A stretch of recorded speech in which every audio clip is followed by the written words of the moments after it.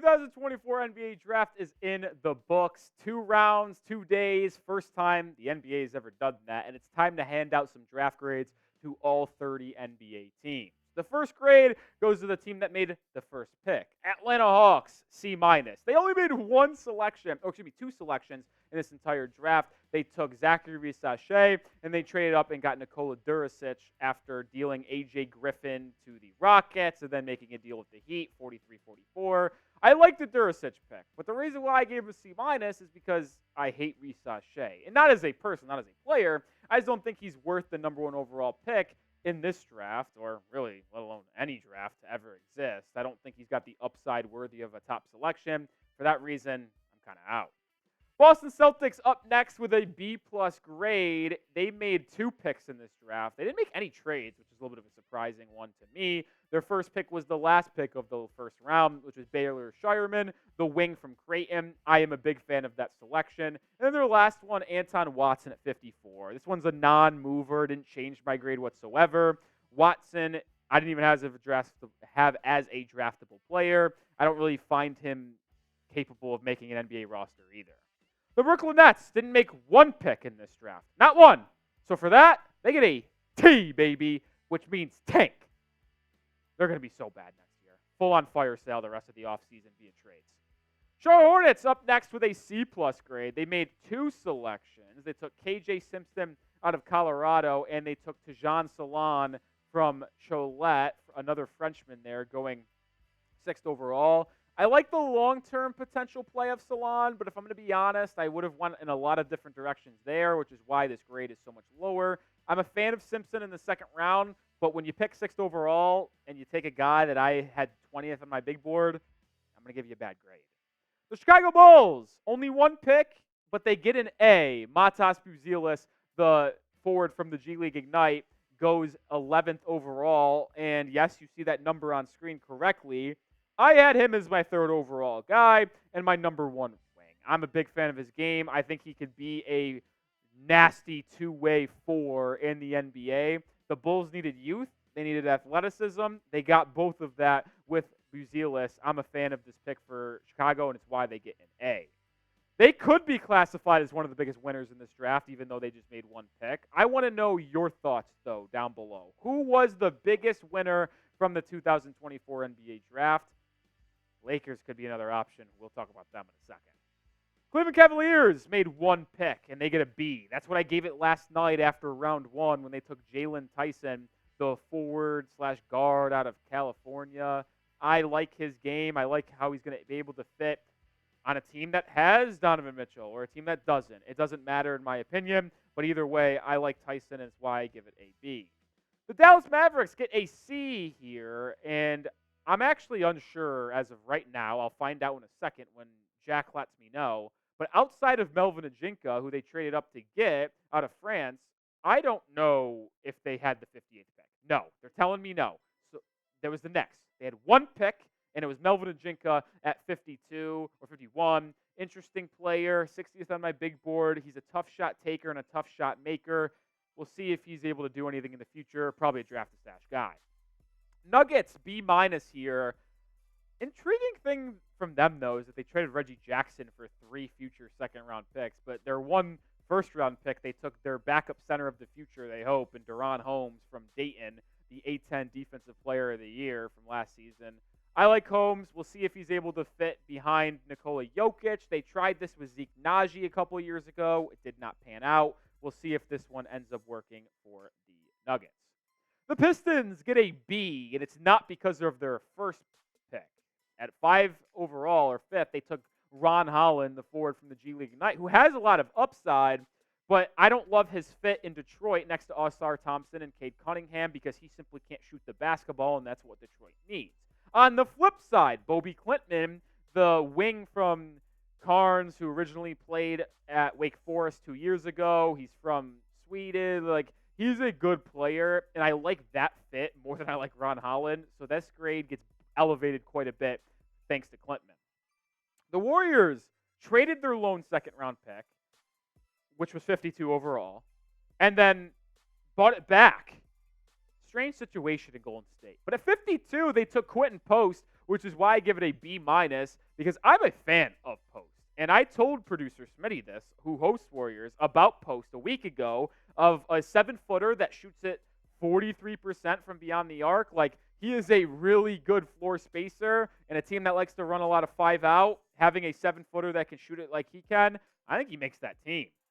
The Rockets get a B+, and they only made one pick because they traded their second-round pick to the Atlanta Hawks at 44 for A.J. Griffin. I didn't account that trade for my grade. I only am talking about Reed Sheppard, and I gave it a B+ because he fits on any roster in the entire NBA. Sheppard could play off ball. He could play on ball. Shot 52% from three, 2.5 steals a game. He can do it all, and he could be the Fred VanVleet replacement for the foreseeable future in H-Town. Make sure you are subscribed because even though the NBA draft is over, our NBA draft coverage will not stop, or I should say NBA coverage as a whole. Trade news, rumors, free agency starts Sunday. We'll be live for that, breaking down all the moves that happen in the NBA. So make sure you come and join us and stay locked in with everything happening in the National Basketball Association. The Pacers get a B+ grade. They didn't have one pick in the first round, but they made a handful of picks on day 2, and I like every single one of them. Johnny Furphy, Tristan Newton, and Enrique Freeman were the 3. Newton, I don't know how he fits considering they have TJ McConnell. They have Aaron Nemhart. They have Tyrese Halliburton in that backcourt, but Newton is just a good basketball player that knows how to play winning basketball, so I like that pick. Furphy could be an Obi Toppin replacement if he leaves in free agency. Good wing that can shoot it and defend. And then Enrique Freeman, a do-it-all big man that is tenacious, aggressive, and he could help provide some spark in that front court off the bench if he proves himself worthy in summer league and training camp. The Clippers get a C+ grade. They made one pick in the second round. That's it. And they took the intriguing young man from Minnesota, Cam Christie, brother of Max Christie, who plays for the Lakers. Christie, good size to him, 6'4", 6'8", wingspan. Shot extremely well from 3 last year. That's all he does, and that's kind of why it's a little low. Like, there's not a lot of well-rounded play to his game, but he's a one-trick pony. He does the trick well, though. Shoot the 3 ball. Oh, the Los Angeles Lakers. I gave him an A+, and it's not because of Bronny James. It's because of Dalton Knecht, who probably was the best value pick. I didn't think there was a world where he fell out of the top 10, but he was there at 17, and the Lakers scooped him up, and they get a perfect shooter to pair up with Anthony Davis and LeBron James. The quick thing on Bronny, like, he should not be in the NBA, and it pisses me off. And this is no hate to the young man that Bronny is. I just don't like the ability that Rich Paul and just showed that he basically just said, Bronny's a Laker, and you can't do anything about it. Who knows if other teams wanted him? I guess we'll never know. But the fact that an agent can just steer a player to whatever team he wants, it's a joke, and I'm not a fan of it. But let me know, is Bronny James an NBA caliber guy? Type Y for yes, type N for no. I think he can be in 2 to 3 years. Like I said, I don't hate Bronny James, the player or the person. I just don't like the process that we've seen happen in the NBA over the past couple of years, and it's a growing theme with Rich Paul. But let me know if Bronny James is an NBA-type guy. The Memphis Grizzlies get a grade of C-. Memphis. Why'd you take Zach Edey at 9? He's fine, but I just don't think he's a long-term player for them, and I'm not the biggest fan of him. I do like these 2 picks, though. Jalen Wills and Cam Spencer. They actually elevated this grade because I originally had it in the D's with Zach Edey at 9. Miami Heat. They made 2 picks. They draft as a B grade to me. Kel'el Ware, the center from Indiana, at 15, and then Paul Larson, the wing from Arizona, at 44. They really like Larson, all reports tell. They really liked Ware, and we'll see. Oh, my. I got to interrupt. The Cavaliers are signing DJ Burns. That's electric. But the show rolls on here on draft grades. DJ Burns in the NBA. Didn't see that one coming. Wow, really didn't see that one coming. The Milwaukee Bucks gets a D+ grade. It's my lowest grade out of any team here that made multiple picks. I hated A.J. Johnson at 23 because they need players that can help them win with Giannis and Dame. I don't think A.J. Johnson can be an NBA player for at minimum 3 seasons, so I'm kind of out on that. Tyler Smith is a good pick, though. It elevated this draft grade from an F to a D+ because he is really good. One of my favorite young guys in this draft. I think he's going to prove a lot of people wrong and prove he should have been a much higher pick than 33. Minnesota Timberwolves get an A- grade. They made 2 selections, and they were outstanding.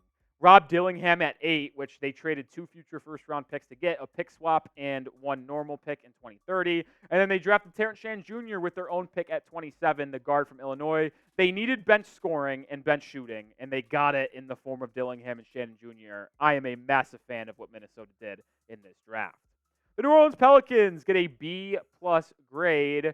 New Orleans needed to address that center position, and they did it with Yves Missi at 21, the big man from Baylor. But they also added a guard that can potentially push for a roster spot as a bench scorer in Antonio Reeves. He's one of the best scorers in college basketball last season and the SEC, averaging 18 a game for the Kentucky Wildcats. We'll see if he can push for a roster spot. The New York Knicks get a B- grade. They made 4 picks, and they were the most shifty team, if you will, in this draft, moving up, down, left, right. Who knows what they were doing over there, but they end up with 2 players that can help them this year and 2 players that they're drafting and stashing. Dadier in the first and Huck Porty with the final pick in the draft, Mr. Irrelevant, if you will be draft and stash. Kolek and McCullough can push for a roster spot. I think Kolek is going to be a backup point guard for them, which might push Deuce McBride in that Mikal Bridges trade, which would also trigger the non-hard cap, which would also allow them to re-sign Hartenstein. Could be a massive pick here as an NBA domino effect. And then Kevin McCullough Jr., I think, could push for a 2-way spot in New York. Oklahoma City Thunder, I give him an A-. What else can I say other than getting Nikola Topic at 12 is an absolute steal. Topic was my number 2 overall player on my big board, and he lands at 12. Is he going to be able to make an impact this season? Maybe unlikely, but I am a fan of his long-term upside. I think he's going to be a steal. They also get a couple guards in Dylan Jones and A.J. Mitchell in the second round in late first. A.J. Mitchell is a good shooter. I think he'll be on this roster day one. Dylan Jones, that's a bigger question if you ask me. Orlando Magic get a B draft grade. They made 1 pick, is that correct? And it's Tristan da Silva from Colorado. I love the player that is Tristan da Silva. I think this is good value for Orlando. I hate the fit. I think da Silva is not going to be able to flourish in Orlando due to being behind Franz Wagner and Paolo Banchero, and I just think Orlando needed more guards. And maybe they didn't view any of the guards as worthy as a pick at 18 since Bob Carrington was off, Jared McCain was gone, Connect was gone, but I just think they would have benefited better with shooting and backcourt help. But Tristan Silva's a good ball player, and that's why I still get a B.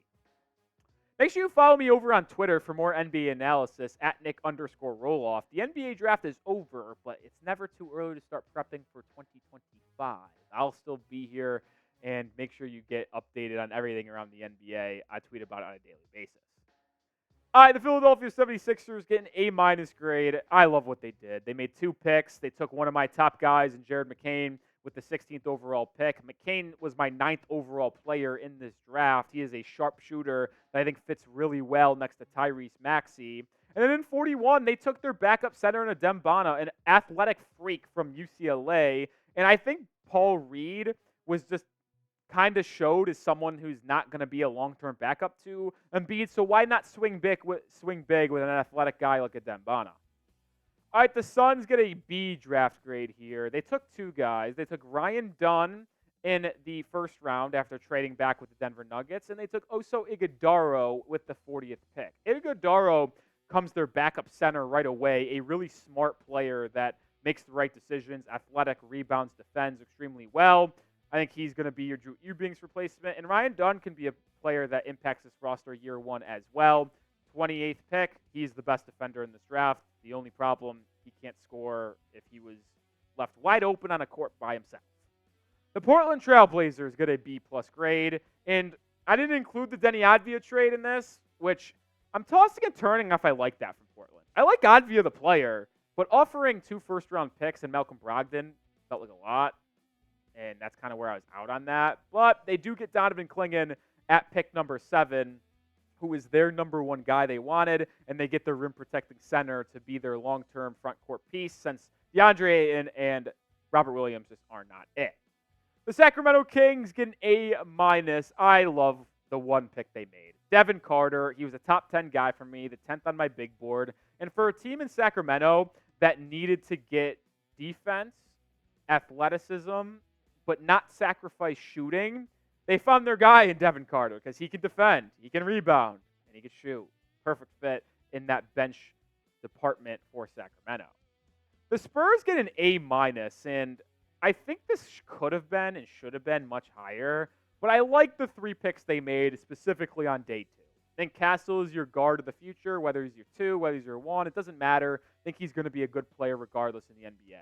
But getting Juan Nunez, the guard from Spain who played in Germany last year, he might be a draft and stash guy, but I like his playmaking, and he could be a true point guard that runs the pick and roll effectively with Wembanyama. But Harrison Ingram at 48 is the pick I like the most in terms of value because he is very good at doing the little things correctly. And a team that is as bad as San Antonio can always use people that do the little things right and impact winning. I love Ingram, probably a good bench player right away. We get here close to the end of all teams. The Toronto Raptors get a B- grade from yours truly. A lot of picks that they made. They made 4, 3 in the second. They took Jacoby Walter in the first, Jonathan Mogbo in the second to lead off day 2. And then it took Jamal Shed at 45 and Ulrich Chomchi at 57. Chomchi's probably a massive project, and we'll see how he develops in that system of Toronto, but they do have a good one. But Shed, Walter, and Mogbo, I think will all get rotation minutes year 1, and they're going to need them to help off the bench. The Jazz get an A grade. They just took best player available, I feel like, every pick. Like Cody Williams at 10. I liked his upside. Also a team need for the Jazz to get an athletic wing to connect Keontae George and Lauri Markkanen. But I Collier and Filipowski in 29-32. Collier was 16 on my big board. Filipowski was 18. A lot of questions, I guess, off the court because he struggled in workouts and he struggled in interviews in this process, which caused him to fall. But I will bet on the talent of Filipowski. I'll also bet on the talent of Collier. This is a really good haul for Utah. And I'll call it right now, Utah Jazz, Summer League champions. Book it. Washington Wizards get a draft grade of an A. They had another good draft. And you know what? I'll bet this. Jazz Wizards. Summer League championship game. Carlton Carrington, Alex Sarr, and Keyshawn George, I've said this multiple times. They get their big man of the future, they get their guard of the future, and they get potentially a wing of the future. I love what Washington did here. They needed to get a rebuild, getting started on the right direction. I think they did that. Great draft for Washington. All right, that's going to do it. Make sure you are subscribed because we're going to bring you the best NBA draft, or NBA content. I keep on wanting to say draft, but it's over. NBA content moving forward. Draft, or Jesus Christ, Nick. Reset before we end here. Free agency, trade rumors. We will have it all on the channel. So make sure you hit that sub button and join us because we are going to be live on Sunday for the start of free agency.